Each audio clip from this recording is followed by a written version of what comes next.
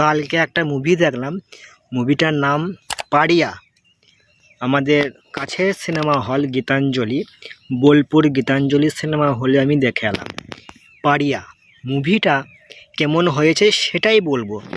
তাহলে বলি, জিৎ আর দেব এই দুজনের পরে যদি কোনো সুপারস্টার হয়ে থাকে, বা যেমন ধরুন অঙ্কুশ, সোহম, ইয়াশ, বনি, এই চারজনের মধ্যে যদি কেউ সুপারস্টার হয়ে থাকে, মানে নতুন জেনারেশনের মধ্যে যদি কেউ হয়ে থাকে, তাহলে সেটা হলো বিক্রম। আমাকে কিন্তু এই হিরোটার প্রেজেন্টেশনে বলুন, এই হিরোটার মুভির যে অ্যাক্টিংটা বলুন, আমাকে কিন্তু ঘ্যামা লেগেছে।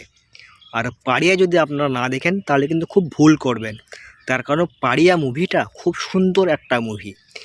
কুকুরটাকে কীভাবে বাঁচালো, কুকুরটাকেই নিয়ে মুভি, বাচ্চা কুকুরটাকে নিয়ে।